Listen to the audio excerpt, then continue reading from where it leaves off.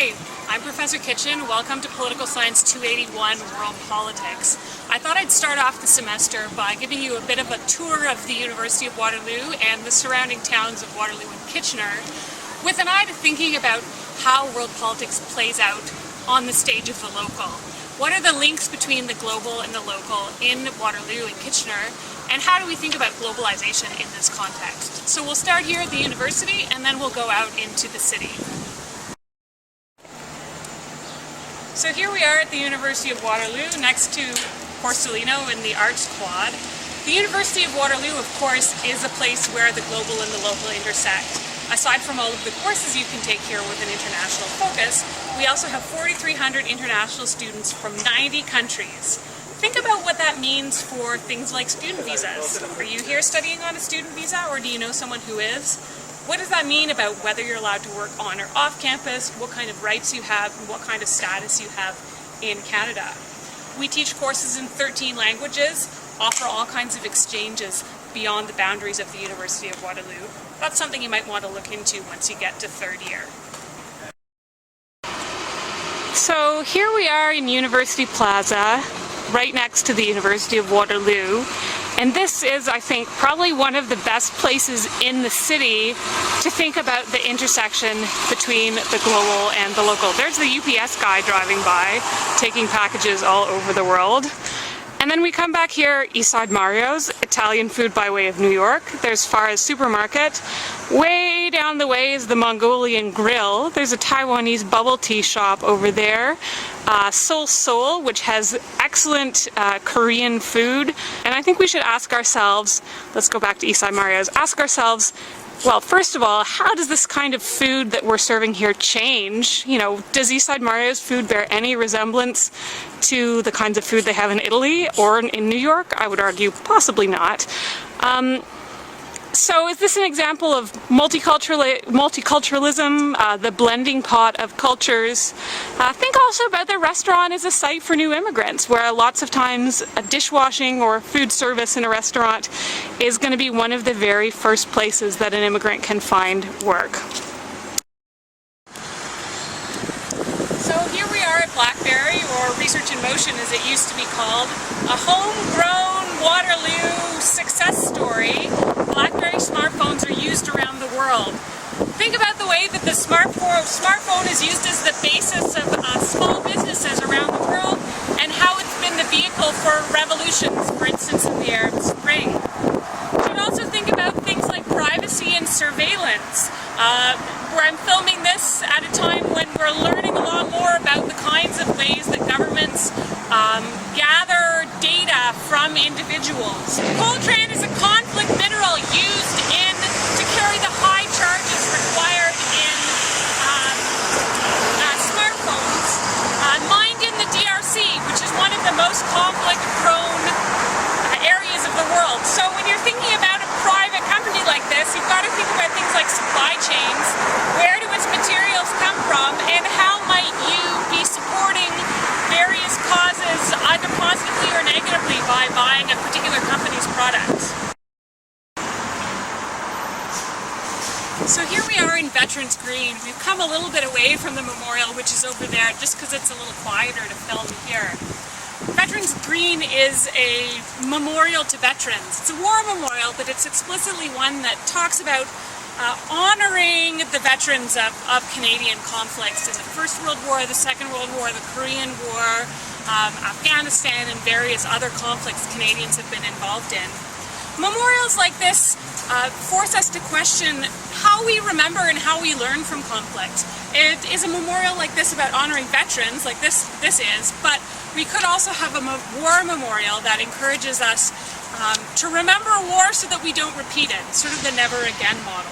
This really is a way of thinking about how war affects individuals directly, how it affects families, how it affects people who've got relatives fighting in the armed forces.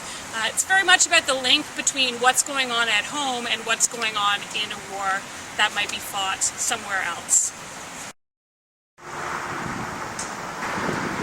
So here we are at the St. Sophia Ukrainian Orthodox Church at the corner of King and Nooker, just north of downtown Waterloo. Lots of people in Canada have Ukrainian ancestors, and if you don't have Ukrainian ancestors, maybe like me, you grew up in a town where everybody ate pierogies. Another great example of multiculturalism in the city.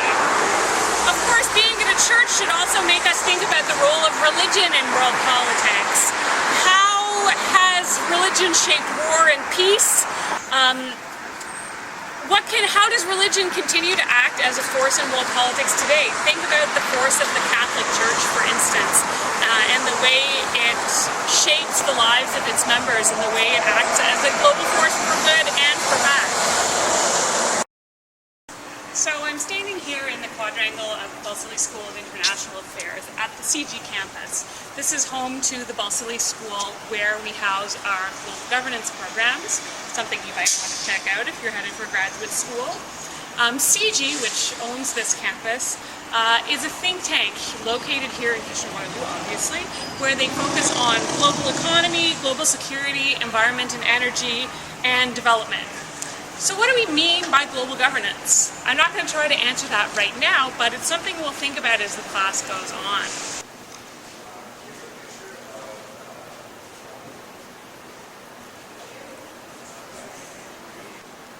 So here we are inside CG. This is in the old Seagram distillery, which was founded in 1857 and eventually became the largest spirits producer in the world before it was disbanded in the early 1990s.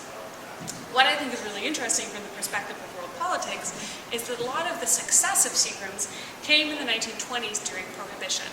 Now, Prohibition on alcohol was much more restrictive in the United States than it was in Canada, and so that opened a perfect opportunity for the creation of illicit markets in alcohol. And Seagram made a lot of money by taking alcohol made in Canada and selling it on the black market in the United States. Of course, we see all kinds of illicit political economies in drugs, minerals, diamonds, children, people. So again, something to think about when we're thinking about the connections between the global and the local. So we're standing here at the border of Kitchener and Waterloo, and I wanted to stop here because you may not have known that Kitchener used to be called Berlin. It changed its name in 1916, soon after the death of Lord Kitchener, who was a general in the British Army. We'll talk in class a little bit about what prompted Kitchener to change its name to Berlin. But think about 1916. It's the height of the First World War. Berlin is a very German name, and Germany is the enemy in the First World War. It's a great way to illustrate the power of thinking about the other in world politics. It's a way of thinking about political identity. Often in order to define our own identities, we have to be able to define ourselves against someone else, either an enemy or a past self, and that's what Kitchener was doing, I think, when it renamed itself Kitchener away from Berlin.